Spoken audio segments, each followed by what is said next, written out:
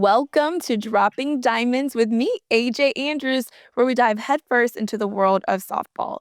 Today, we are joined by USA gold medalist, LSU All-American, and catcher for the AUSL Talons, and my former teammate, Sahvanna Jaquish. Welcome to the show, Girly Pop. Hey, glad to be here. Thanks. I'm so happy you're here. She's got her Bobbiana on for those that can't see. Yeah, and it is not stiff, period. She's got on a Richard, not a Bob. I love that. I love that. Okay, well, Sahvanna, as we start my podcast, I love to start with a good affirmation, a good quote. You know more than most how much that really has pushed me throughout my softball career and just my life. And so one that I really thought of today, talking to you as someone that is 1,000% herself, no matter the circumstance, no matter who she's dealing with, who she's talking to. And I think that this is a great quote. So it says, I think the reward for conformity is that everyone likes you except for you. Never conform, because at the end of the day, the only person that matters is you. And when you conform to everyone else, everyone might like you except for you. Plus, I think you got to just find your tribe. What do you feel like is a good affirmation we could grab from that quote? That when you said that quote, it reminded me of something that I read today about if you have no enemies, you've never hit a traitor on the hip, or you've never slapped the cup from perjured lips. And I was like, wow, like if you don't stand for who you are, then you conform to what everyone else wants you to be. So I totally agree with that quote. I think that you just have to be yourself, and not everyone's gonna like that. And the people that do, that's your circle, that's your tribe. Mm, I love it. Okay, so we're going to do, let's say, I would say probably like, if I'm going to wake up this morning and say an affirmation, I love a good rhyme. Be yourself today in each and every way. The right people will Will come to find. stay. Ooh, I like that. Right? People will come to stay. Boom. Are we gonna write a song? Are Don't let we are your we writing? Yes, no, I honestly I'm gonna put all these together and maybe make like a full song or a book or something. Oh wow. Yes. Yes, girl. That's what I'm talking about. I'll buy it. I'd buy your book. Thank you. Definitely. Love you. Do you have a quote that you feel like you've lived by throughout your illustrious and grand softball career? Something that's really kept you pushing in those times that really got rough? Mm, I definitely have been recently, just like my mantra, and I'm sure that some college kids have heard this, but it's really like ringing true, is control what you can control. I feel like I start getting like anxiety and like, oh my gosh, what about this? What about that? And it's totally out of my control, and I need to be a good steward of what I can't control and what I already have. And I think that that pushes me through to the next day, and to be open and willing to learn the next day. So control what you can control. Can you think of a moment where you've really had to put that to the test? Where you was really, whether it's in softball and things were really getting hard, or things were really trying you, or you felt like you were failing and you really had to bring back to your mantra of, this is just not something I can control. Get back to the things that you can control. Yeah, I think that one thing that really stands out to me is in 2020 when the Olympics were named and I wasn't on the roster. I felt like I had put like my identity in like, this is what I want to do, and this is my goal, and this is my dream. And then when that wasn't for me, I had to figure out like why I still play. And it's not for anyone else, it's for me, it's for the joy that I have when I play, and that's what I can control. And I think that I had one of like my best years, because I was like, okay, that's gone, that's out of my control. What am I going to do now? Who am I going to be now? And that lesson honestly was like, I think it grew me like in fast forward mode. So I think that that's just one of the biggest moments that I've had where that rang true. Definitely. I think there's so many moments where a lot of softball players can relate, where whether you don't make a team or things don't go your way or you didn't start in college, whatever it is, where you kind of have this identity crisis because your entire life you've been the best or one of the best. And for the first time, you don't feel like that, or you feel like you don't know who you are as a person or a player. When you felt like that in those moments and you said it drove you to having the best year, best career, what was the switch in your mind? Like, what did you tell yourself? Okay, this is not something I can control. Get back to the controllables. How did you realize you need to check yourself in order to get back to that good mental state? I think it's the fact that the future that I had, this future that I envisioned, isn't going to be a reality. And I think that I needed to like bury that and really be where my feet were and be in the present and be grateful for what I had at the present moment. And I still had a season to play with AU. And I think that just being grateful and being present really shook me out of that mentality of like reaching for the future so much. If I just stick to who I am and stick to like bettering myself and my character, then what's going to be for me is going to come. And if it's not for me, then it's going to pass me by. And I think that after that big heartbreak, then I was like okay with kind of everything that wasn't for me. Like, okay, that's not for me. That's not for me. And then I'm going to just worry about my character and whatever's meant for me is going to happen. I'm a I think firm that's what it was. believer that what's meant for you does not pass you. And you have to be kind of in alignment with the things that you want in order to get them. And so, like, we always say how the game doesn't know who's supposed to win, right? The better team doesn't always win because the game doesn't know. And it just comes down to who put in that effort or who put in the knowing that this isn't something I can control. Now what can I control? And getting back to what you can control and getting that to a place to where you reach success. And you talked about you feel like you lost your identity. What Mm. did you in those moments when you felt like you lost your identity, where did it go? Like what did you think of yourself in that time? Yeah, so after I wasn't named to the roster, all of those sponsors, they all withdrew their support. And I was like, okay, so if I'm not this person, then there's other they don't that doesn't help them out if I'm not this Olympian. It doesn't help out their brand or their product if I'm not this person. And if you're not willing to stick with me as an athlete, then the affirmation that I put in you is like declined. I think I put my identity in things that weren't reciprocating that like support for me as a person, and that's a huge thing for me. It was a huge thing for me to see at that age too. I was like, okay, I understand now that if I can't do something for their brand, then they don't want me instead of supporting the person that I am. And I need to support the person that I am. And that's important to me. And so when all of those things were stripped away and you're kind of just left to yourself, you have a decision to like love yourself in that moment and trust yourself and believe in yourself and really get down to the root of it. And when I sat down with myself, I was like, when I was a little girl and I was 9, I would just throw the ball against the wall till my dad would come outside and be like, "You better do your homework," and like I was like, "But I want to throw the ball against the wall and like just be outside and play." And when I got to that core of myself, I was like, "This is why I play softball, not for the brand, not for the accolades, not for the title, not for anything else, but the love that I have and have always had." And that's when I like found my center. Finding your center it's one of the most important things, but it's also one of the most difficult things.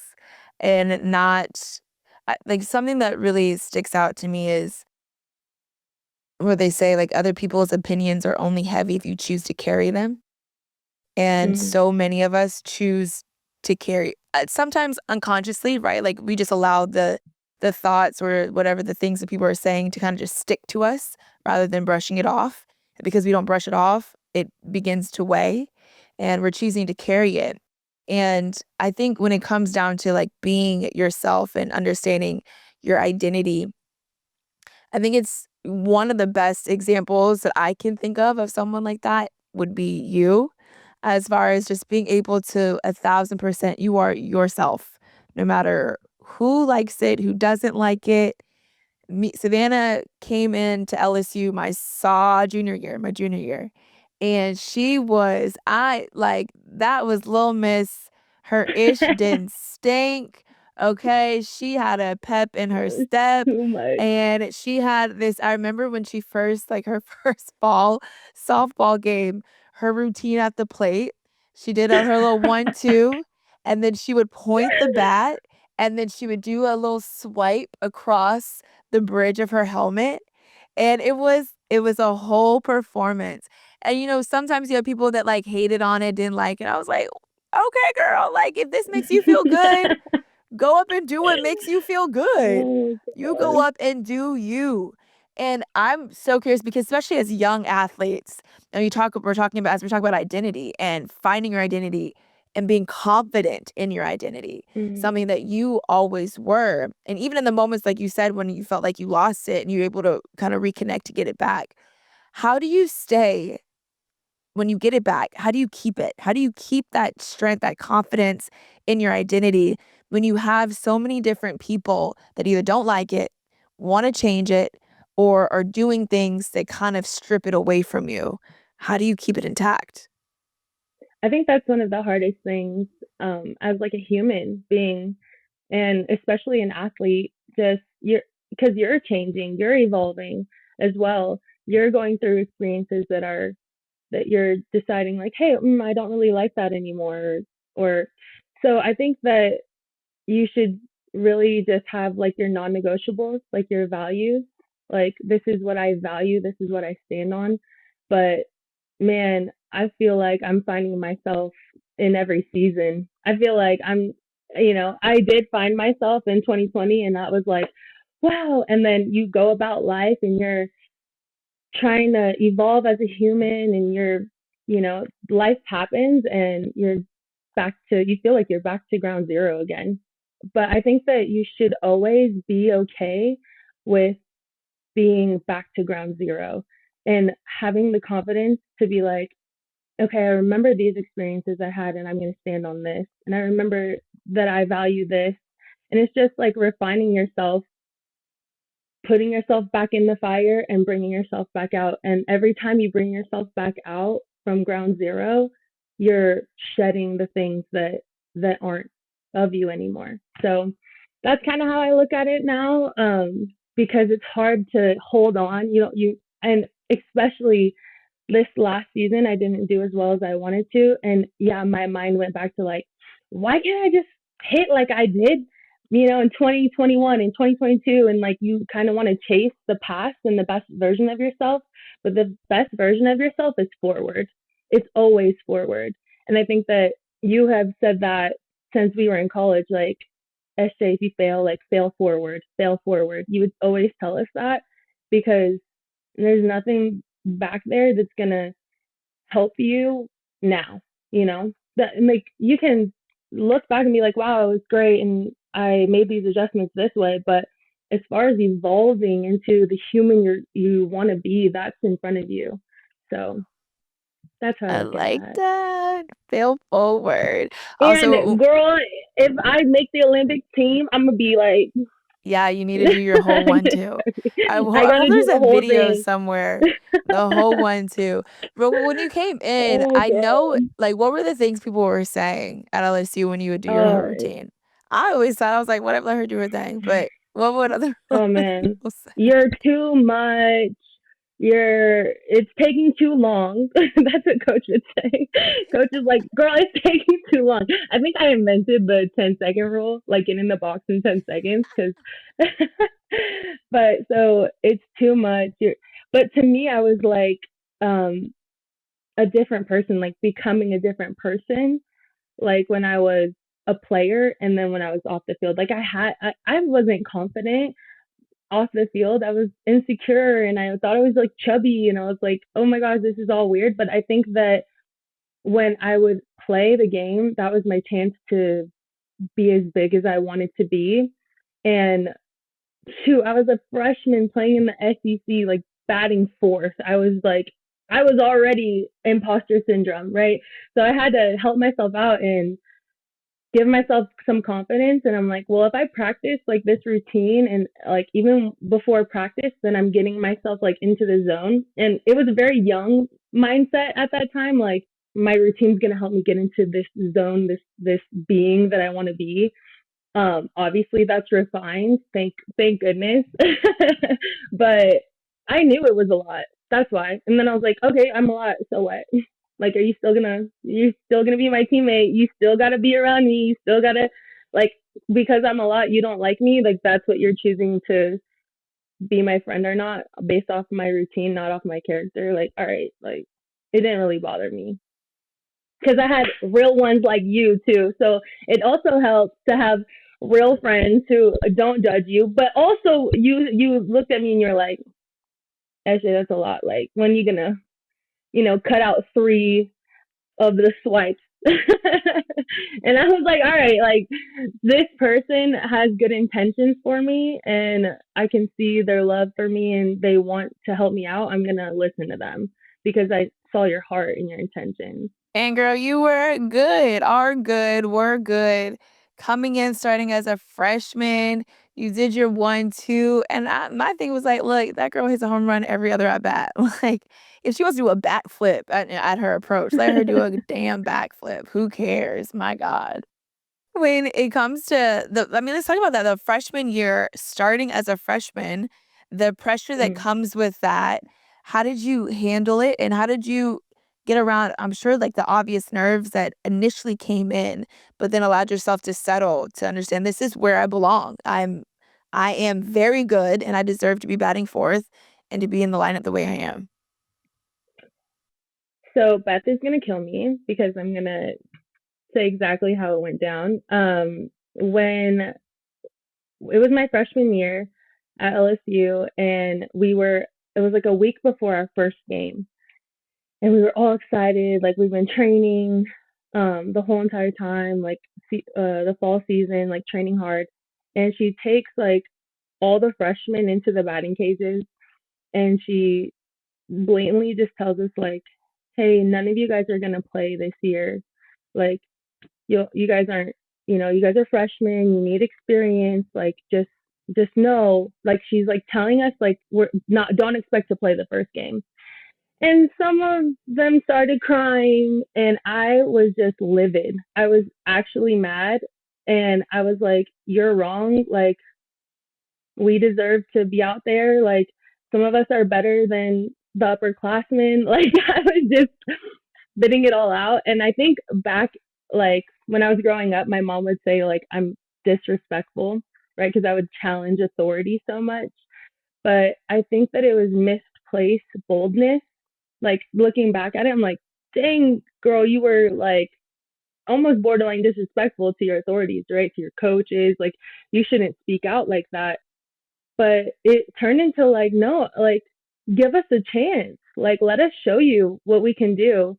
And that game that we played, I was the only one to get in that bat, and I hit like a jam shot to the right side. And that was my first hit ever at LSU. And I think that I was like going toe to toe with like an all American pitcher, and I ended up getting a hit. And I was like, that was not just for me, that was for the mindset that you have, like, about underclassmen, and ignorance is bliss.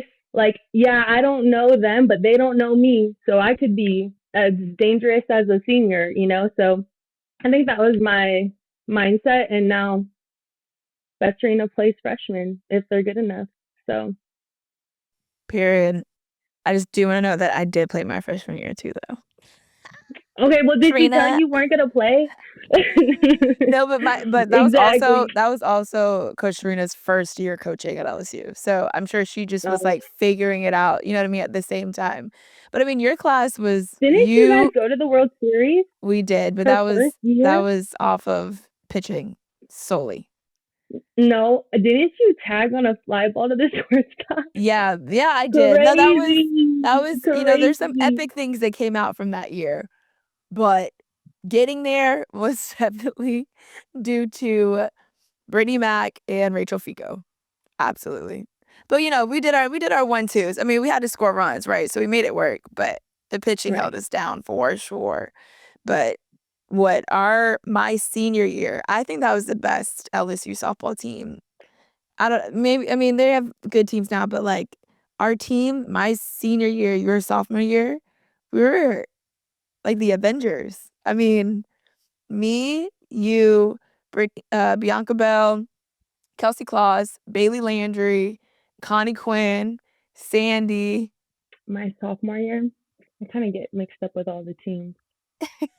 She's so good. She's played on so many Carly, teams. She can't even think. I know. I was thinking of the lineup. Allie Wall-Jasper, I know. I was thinking of Carly. our actual lineup though. But yes, Allie Wall, Oh, our hitter. Jasper, Carly Okay. Hoover. So we have a pitcher that threw really hard and threw up, and then we have a pitcher that could mix speeds really well and threw a great drop ball. Like we just had all the things. We had speed, power, placement. We had great defense. Like we were We were just ranked number one. we We went to had Florida, like beat 7 Florida. All-Americans. It was a time, and that goes to show when we talked about earlier, the game doesn't know who's supposed to win. If we were to win a World Series, that was going to be the year we would win the World Series. Like, we were just that good. We were number 1 in the nation for a good portion of the year, like and it just didn't happen. We got to the World Series, but we didn't win it. Ugh, rough. We got third place. I know, We and didn't get to I'm the, to we lost to couldn't beat Michigan. Michigan. Yep. Trust me, I'll never forget it. I know, yeah, literally, like my entire body just started itching. Hated it. Hated it. Golly, what was your favorite memory at LSU? um, Cause the first thing that popped in my head is when we had to run. Like I just only think about like the The tragedies. I think punishments? like the Because punishment. we got punished. We got punished all the time. Oh my gosh, Um, because we were little rebel children. We didn't want to follow the rules. We were like, no. you know what? I'll never. Uh oh. Okay, one of my favorite. There's like three that kind of pop up in my head. The first one, I don't remember what we were in trouble for, but remember like the entire staff came out and we had to run from pole to pole. And then every time we had a break, someone would come up and tell us how disappointed they are in us. And then, And why we're running the next rep? Yeah. yes. And all of us were And like, I'm positive every last one of us didn't know what was being said. We're just like, get it all out though. That's the longer the break. Get it all out. Talk as long as you need so we have a longer rest do you in remember between. we weren't even wearing our jerseys. Remember they made us change into our like Mary Nutter tournament shirts, and like we had to come down and we had like Mary Nutter classic like tournament shirts on, and they were like making us run. Oh my gosh! And even our like director of ops was down there like telling us why we're running. I'm like, wait. Like they Quinlan. had people that weren't even coaches. They had people that weren't even No, coaches they had telling us Quinlan, why we should run, and I Pam, was like, our freaking like yes, video guy. Like we had anyone, everybody. bring in anyone and tell us why we What need a to time get that our was. stuff together. Another But time I think is funny. I don't know if Coach Ree is gonna think it's funny, but when like we used to kind of go a little bit over on the practice when we would mhm. practice, and Connie went and told, and then we had like monitored practices, and the people Oh would my come out to the gosh. practice. Oh my gosh. Our team, we should have made a documentary because that was like the funniest group of individuals from all over the world, California, Florida, Mississippi, Louisiana. Like we were just all is that's so funny. It was so fun. Okay, but what was your favorite moment? Do you have one? Hmm. I think my favorite moment was going to the World Series the first time. That was like my favorite moment, my sophomore year.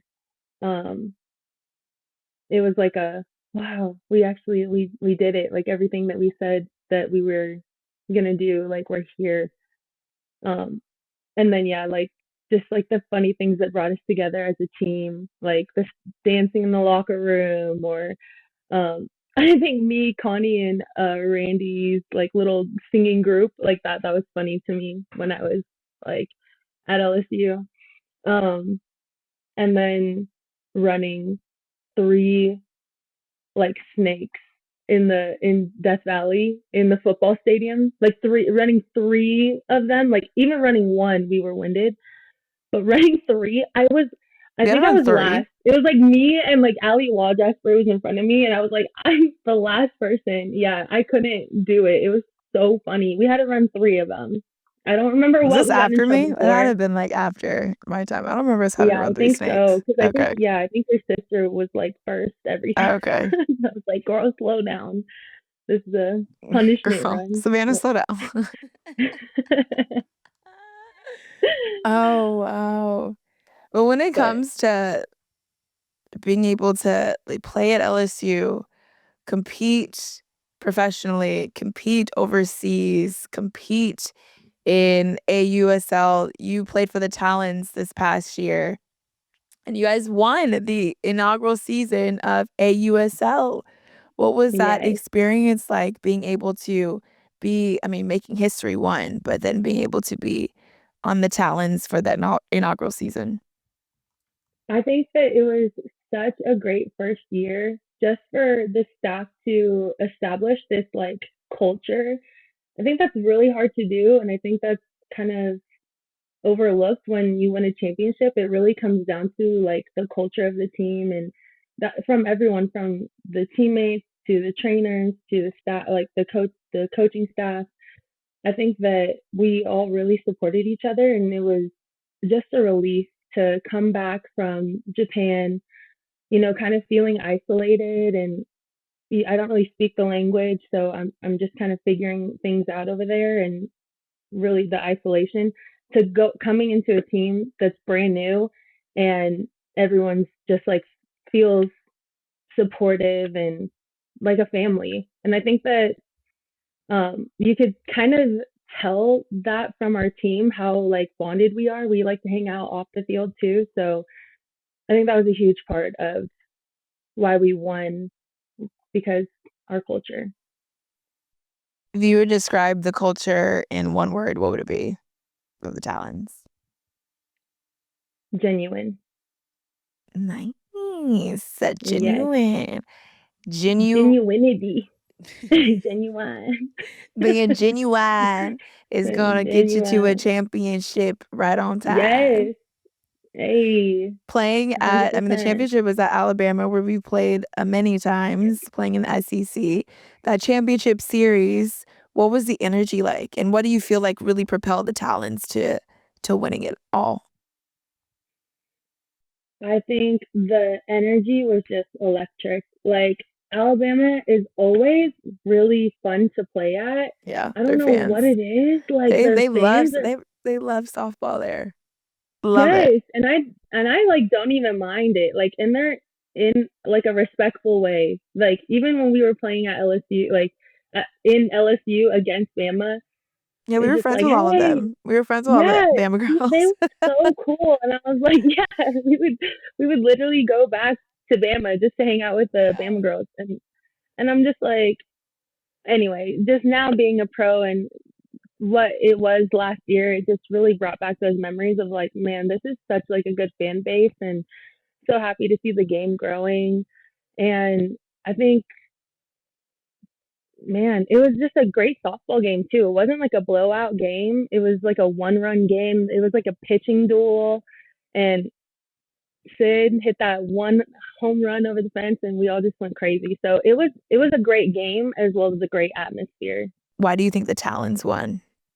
Like, what is it about your team that you feel like is what made you better than the Bandits? I think it was just everything added up throughout the year. Just that consistency that we had throughout the year of getting to know each other and getting better together, like knowing each other's style of play. And also, yeah, like genuinity of like, yeah, let's go. Like, I hope you do get a hit. I hope you make a play. And I think a lot of that stemmed from the girls on the team. Number one person that comes to my head is Tori Vidalis, like how she just made everything so fun. Even though, like, even if someone was struggling, she was like, when you get a hit, like you got to do this white girl dance, like at second base, and everyone just like bought into to everyone's ideas. We had shirts with like Montana Fouts, and we all wore like Montana Fouts shirts to like support her in her debut at Alabama, you know, in the talents, and Brie Ellis shirts. Like we all just kind of really genuinely were pulling for each other and happy that the game was growing. And I think that consistency throughout the year showed up when it needed to, and against a tough team like the Bandits, like where they, I don't know what their culture is, but they have great players. They had the hitter of the year, the pitcher, the, you know, the first round pick pitcher. And so I think that both of us coming together and you seeing that duel, what edged us on, like out on top was just our consistency with the camaraderie. I forgot Coach Dobson's also your coach. Yes, He coached at he is. LSU. Yeah. Yes, he He's a is. coach. He's great. I think he was meant to coach professionals because he just like tops it up with us and, you know, kind Yeah. of gives us what we need in like a dad way. Right. So I think it's like, it's great. The dynamic is great. It's funny. Oh, Dobby. First season championship. What do you feel like it's going to take for the Talons to win again in 2026, especially after the new allocation draft and the expansion draft? I think really keeping the culture is important, and then not chasing who we were, but I think Patty Gasso said this to our team, you know, when I played at Team USA, and it really like struck true. She's like, culture is your non-negotiables, like what you're not willing to waver on. And I was like, let me write that down, right? So I think that that's gonna be huge, and like I think what made us win was our camaraderie, our culture, like who we are as people, and how we show up as a team. But we're not trying to chase who we were. We're gonna accept new players and a new type of vibe, but we're definitely going to like stick to like being good people, and that's what is gonna make us win at the end of the year. Being good people, being genuine, but also the hard work. And talking about hard work, I mean, I don't know. We remember that song. It's like, you wasn't with me shooting in the gym. Savannah very much so was with me shooting in the gym every single night. We would have practice and then we would go do our thing, whether it be study hall, weights, and then we would be back at the field at promptly like 8, 9, 10 p.m., Yeah, hitting for another hour or two. What is it that makes us work so hard? Why is it's hard work in so us. ingrained in you? I think it's the way that I was brought up. You know, m- my parents like told us, like me and my two other sisters, like we don't have the money to put you like into college, so you're gonna get there through a scholarship, and that's the only way. That's There's no plan B.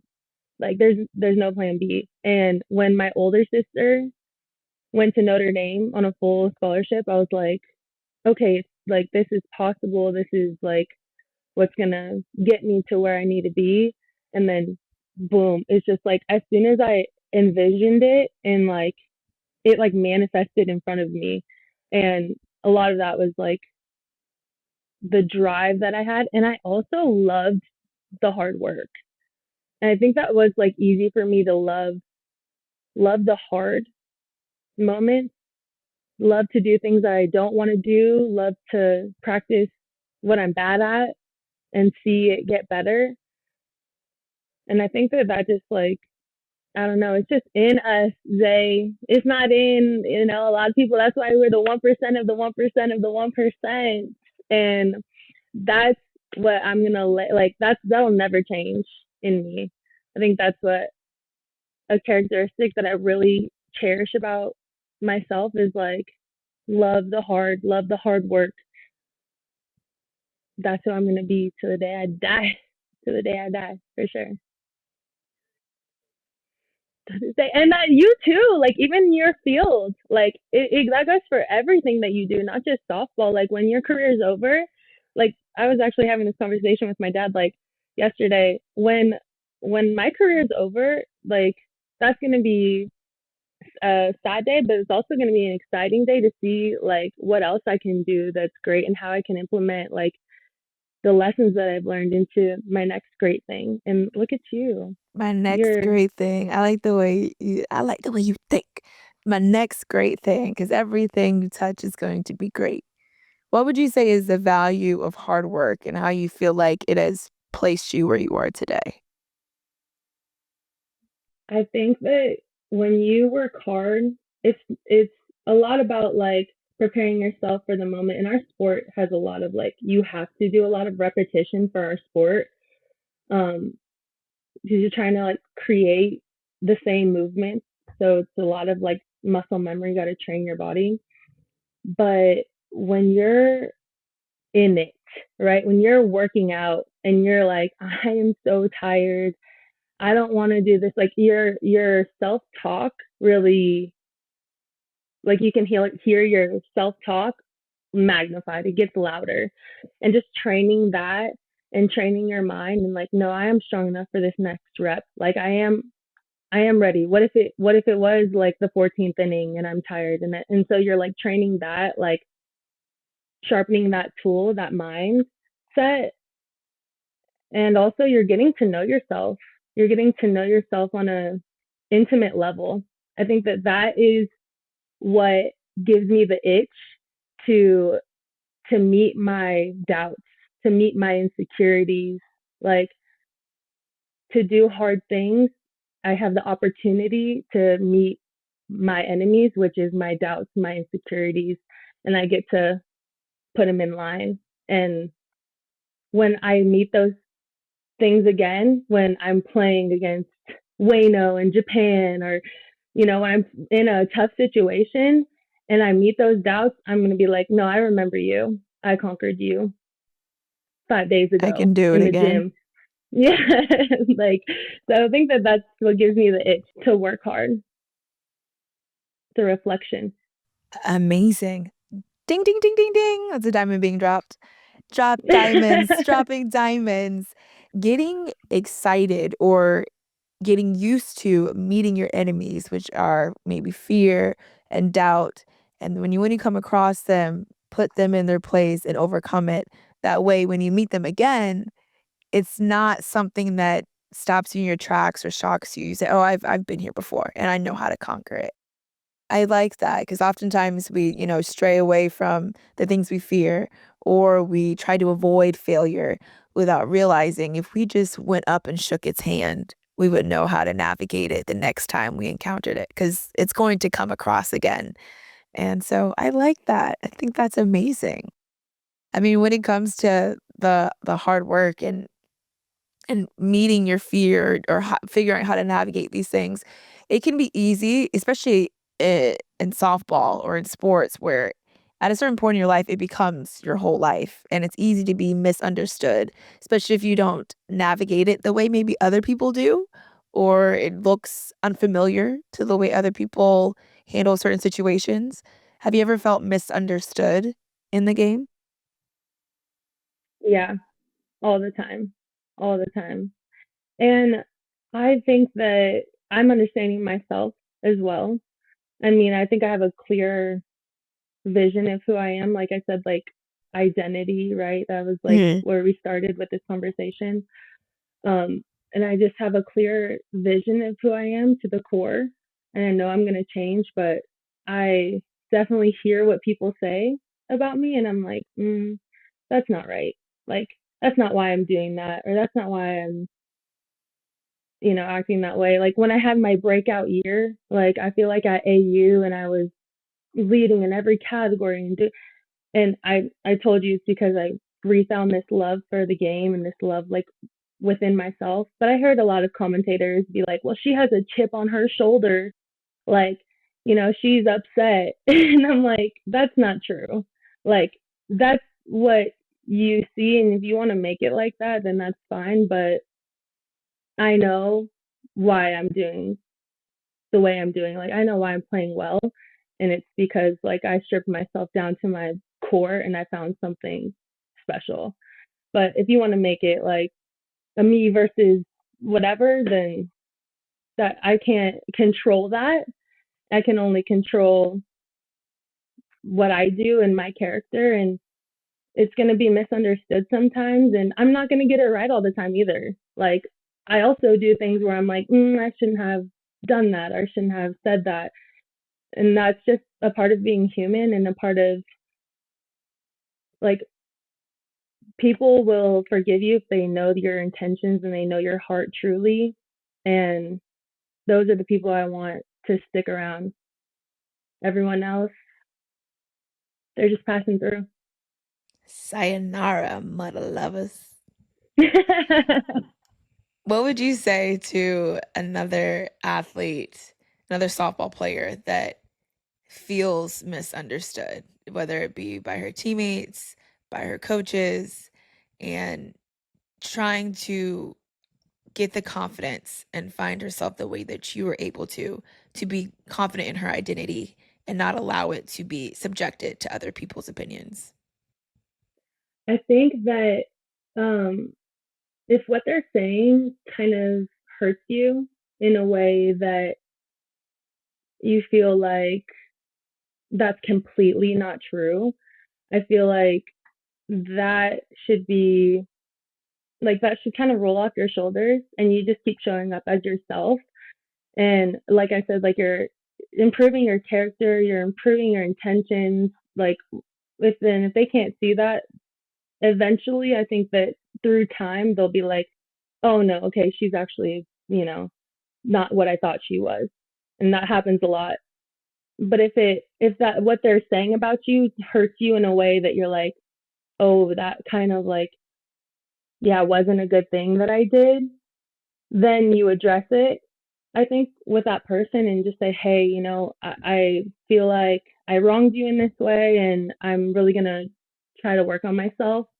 And if trust is later on in the relationship for us, then that's, I hope that you can forgive me for this and I'm really going to work on it because we're not going to get things right all the time. Like, there's things that I say and I'm like, dang, that was kind of hurtful to people that I love. And thank God they just give me another chance and they see my intentions and they're like, well, I hope you do grow and that wasn't okay what you said. But I think that's going back to like life. Life is life is difficult. It's hard and it's hard being a human, but you got to work on yourself and who you want to be 1% every day. Try to be that person.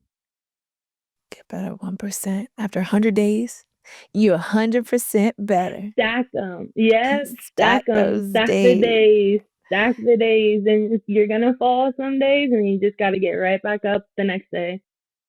If you just throw yourself a pity party, you're gonna stay down there for a while. Yeah. Because we all love a party. Listen, a party loves to be thrown no matter who is throwing it. So throw an upbeat one. Don't throw a pity because either way, you're going to stay a while. So find the party you want to be at. When you talk about trust and talk about being able to build those different relationships and understanding, as a catcher, how do you build relationships with your pitchers?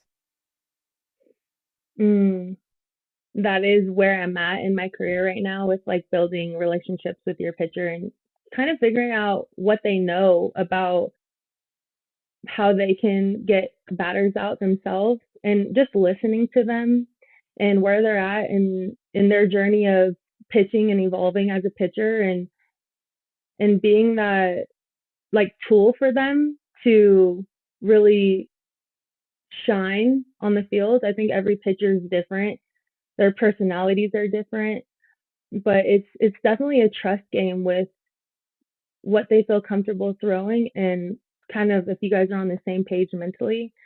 Um, but I think doing film, we do a lot of film on the Talons, and we have like pitcher catcher talks in groups, and we say, okay, this girl is hitting 400, and she's someone who we want to avoid, and if we have to pitch to her, what does that look like, and what does that look like for each and every one of you? And so just having those open discussions and really being able to hear each other out um, is very important. And then going into the game and trust that the preparation of film the day before. I think that that's really helped us as the talents. But I think that's how a lot of programs should be run. I know that in college they call the game for the catchers, but I really think that it would be helpful if the coaches talked with the pitchers and the catchers about why they're calling the way that they're calling instead of just throw it like because I said so. And then when they're graduating college and they come play in the pro league, they're like, I've never called a game before in my life. And then the pitcher's like, oh, I don't want to throw to you then if you never Mhm. called a game and you don't feel confident.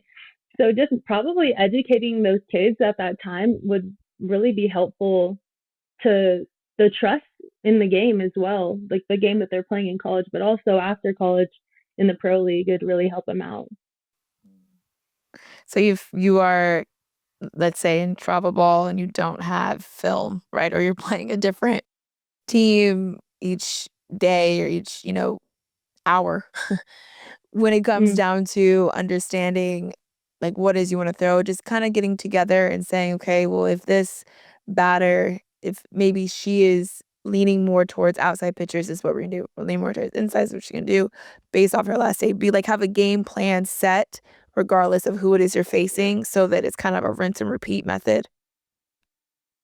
yes, and I hear a lot of travel ball girls, pitchers, saying like, I only throw this pitch and my coach doesn't let me throw this pitch and I have to do this and like I don't want to and that's not who I am and they're kind of fighting with their coach about their evolution as a pitcher and who they want to be. And also the coach is like, well, I just want to like we got to win these games. We're not trying to pull out a new pitch.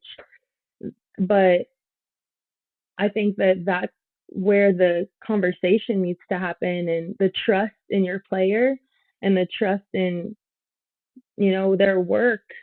And so I think that that's a huge thing I hear all the time with travel ball kids. And just know that coaches are just people too. They just want to win, they want the best for the team, and when you come at a coach like, hey, I really want the best for the team and I want to win too, and I think that we need to have trust within each other, and I want to show you what I can do for real. I think that they'll respect that, not just a fastball changeup no more. Right, Okay. I could do it all, do it all. As a catcher, what do you think is the most important thing to work on in order to be the best behind the plate? At a pro level, I would definitely say calling a game is is the number one skill that you have. At a college level or a travel ball level, I would say if you're younger, blocking is key. That's what I learned when I was younger. Like because runners move up if you can't block, and they'll score if you can't, block a I was pitch. one of So them if little you're younger, kids. I was like, "Okay, girl, you better get that if ball." you're younger, if you're 12, right? If you're 12, you should be able to block a ball because the pitching, I mean, they're 12 as well. They're learning too. So the pitching, don't worry, girl. The pitching gets better. Okay, because when I was a young catcher, I would be wearing balls left and right, and like I don't know if I want to do this, but they get it under control eventually. And then I would say like 16 or in college, I think receiving and throwing runners out is really important because How do you receiving I know, like, at LSU, y'all worked on that a lot. The transfer, the throw. what is the key to having like that quick transfer to being able to throw a runner out at second? Moving your feet while you haven't, like while the ball is still in the air. I would say that. And if you throw on your knees, because I did in college, I threw on my knees. Now I don't at all. But if you throw on your knees, just really making sure the ball gets deep before you, like you're not going out and grabbing it and then taking it back, just making sure that the ball is turning your body. But now that I'm older and I don't know, a lot of the batters try to get in the way, I throw on my feet. Definitely. In international play, they'll be like stepping across the plate. And if I throw on my knees, I would like peg him in the head. So now I focus on moving my feet like I'm standing up and turning before the ball is coming to me. Four balls in my glove. That's key. Key. If you want to get down your pop time, girlies, move your That's what you have feet to before you do. have the ball. That's exactly what you have to do. The transfer takes the time off of your throw. Man, I mean, you've played so many different levels and literally all over the world. Playing in Japan with it being such a culture shock and the practices of 8 hours a day, how do you feel like that has helped develop you as a player and a catcher? In every way, it Yeah, has challenged me in every single way of who I am as far as a softball player and a lot as a person as well. I think that mental toughness was huge. My first year, this past year was better. So I've been there for 2 years, but my first year in Japan, getting used to the routine and not knowing what they're saying, and I'm like, is she talking about me, like like, or like, do they like me as a teammate, and like I just got to focus, and like all these things that is just like you're new again, right? It's like you're brand new. The hard days, like the days I would come home crying because I'm like, I'm sacrificing so much and I feel like I'm not getting a lot in return. I would just say like, this is a mental toughness day. This is making me mentally tough, and I need to get through this. And when I get through this, I'm going to be such a better person, not just a softball player. Like I think that's the change in the mindset. I'm not thinking like this is going to make me better on the field. This is going to make me right. hit 500. Like no, but it will help me when I have a hard day as a mom someday, or when I have a hard day at work someday. Like, this is going to help me throughout my entire life if I just can see this as a mental toughness like day. And I think that just that really helped me get through the grind of Japan, because it literally is a grind. And I love hard things, and I know you love hard things too, like hard practice. Like let's get after it day in and day out. You will come to a plateau of like No, yeah. I another was hard like, day. we could do our like maybe like 2 times a week on our practice. I mean, I'm Like like anybody when we got to the field, like, okay, we're just hitting today. Woof, thank God. You know what I mean? Like, we've all had those mhm. days. Yes. And yeah, that's exactly how it was when it was boom boom boom. Yeah. Every day, every day. What's the craziest thing you've ever seen in Japan as far as, I don't know, practice games? It's just like completely abnormal that you would never see in America. Hmm. If there is anything, there might not be. I would say the fans are different in, from America to Japan, because the fans, like, we're sponsored by a company. So, like Honda, Toyota. I'm sponsored by Toda Medics, like the medical company. So our fans are like all like they're always in like suits and ties, and like Oh, they that's fun. work for our company. Like they're like doctors and nurses and like people in the medical field, and they're just out there like, come on, Savannah. It's like so cute. And you meet these people and you become close to them, and you're like, man, they really want us to win, and they're like diehard fans. So I think that is different and each team has their own fan base, and it's fun to watch. And sometimes they have cheer wars, in the stands. Like they bring speakers with microphones just to be louder than the other team's I love that. cheer squad. That And I'm like, reminds get them, get them. that reminds us, like, when we Show. had we would being on the drums and stuff and, like, had those little megaphones that they not only, like, people have in the dugouts, but we had all the things. Remember? At all those we had a fish named Yes. Juanita. Like, We had all the props, what was going all the on? props. What Yes. oh, So man. that is funny. Like the cheer wars. I'm just like, that's right. Japanese cheer wars for the team. We're Have gonna you win the cheer war, and we're gonna win the game. and the game. I imagine you've learned some Japanese since being there, huh? Yes. Yes, I Like a have. good bit or a little bit? I would say a good bit. Oh, I would nice. say a good bit. Nice. Say something. Okay. Ohayo gozaimasu. Watashi no Savannah desu. Yoroshiku onegaishimasu. "Hello, how you doing? My name is Savannah, something, something, something. Nice to meet you. Nice to meet you." See, I'm good at context. Like, I may not know what is being Yeah. said, but I'm good at, like, I think you're introducing yourself. Hi. You know what I mean? Like, I can pick Yes. up on things.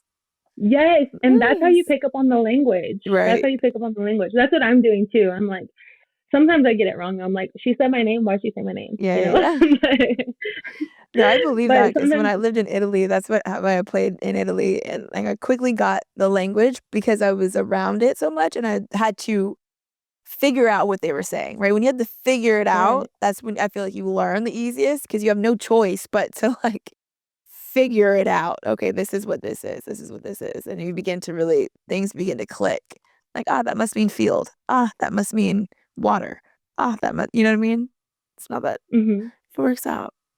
Yes. And then you just start adding vocabulary to your stuff. The hard thing is like I know some Spanish as well. Like I know a lot more Spanish than I do Japanese. But when I went over there, I was mixing like my Spanish and my Oh, Japanese. really? I'd be like, oh, see.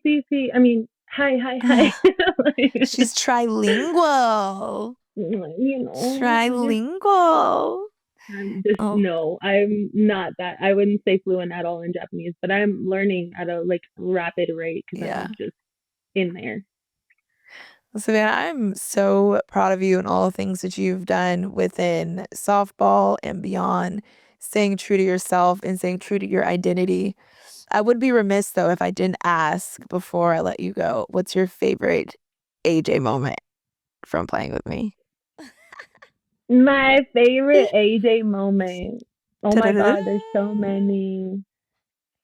I would say your sassiness that you would bring, and remember that best friends dance that we did? Oh, yeah. My best friend Oh, Finna, she finna. Go best friend, that's my best friend. That's my best friend. yes. Yeah. Please tag that video in here so that you can just at the end It's of this, somewhere. everyone needs to see And it. And yeah. just to let you know, that was one take. That was That the was first one take take. at the World Series. First take Drake. That's you. That's first take. One take AJ. That all she needs is one take because she is it, and you just got to capture it on film. So that's my favorite AJ moment. Just that sassiness that you would bring, like, yep. And I was like, period. Like behind you, like what my friend said, what my friend said.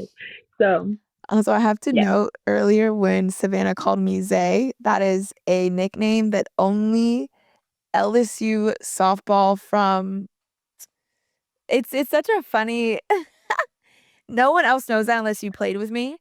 And it's because my freshman year, Allison Falcon and Cassie Trosclair, seniors at the time, they were watching some video of some little boy going crazy, and his name was Zay Zay on YouTube. And I'm in the walking to the the training room to get treatment or whatever, and they're like, "AJ, Zay Zay, AJ, Zay Zay, Zay." This, and then they just started calling me Zay, and I was like, "Yo, what the like? I don't even understand it." And I knew it stuck once Mel, who was our strength coach, started calling me Zay. I was like, "All right, well, there's something I can do." The nickname is here to stay, Yes. Zay. And It's so then cute though. now people that came after me, this was my freshman year, and this is still being said my junior year by Savannah, who was a freshman at the time. So, I'm like, okay, Zay, Zay. it lives on. It lives on, Zay Cassie Zay. and Falcon. Thank you. Now we're going into my favorite segment, the no fly zone segment. Before we go, I have to know your favorite play you ever made. I think my favorite play I've ever made was catching a foul ball in like foul territory at AU and like going over the foul zone at third base, like going over the fence and getting the ball. I was like, I've practiced that so many times, and like for that to happen, it was just, I was like, let's go. So Let's that's one of go. the highlights. And did it. hmm What would you say is your favorite failure that's led you to your best success? I would say, yeah, my first year in Japan, I failed a lot, and it could have really kept me down and could have, took me to a bad place mentally. Like, oh, am I really still who I think I am or that I can be? And just getting back out there this past year and working hard and seeing success, I think that was, a reflection of like failing and not giving up on who I am and still having this love for the game and wanting to learn and then having a great year. My team was first place and we made history. We've never been first place before in our section in our side of the league, and then getting to the Diamond Series, which my team has never gone to. So that was pretty cool.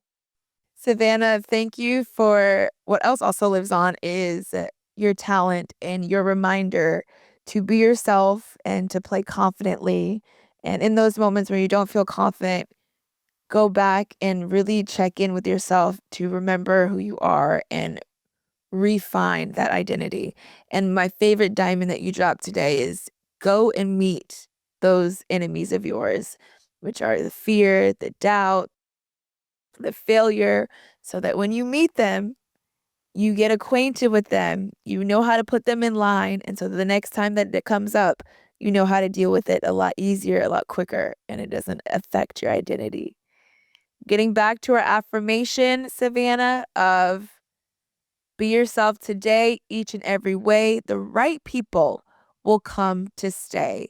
And I'm going to add, don't conform from yourself, don't stray. Like it. Yeah. Savannah, thank you so much for joining me on Dropping Diamonds and dropping your diamonds.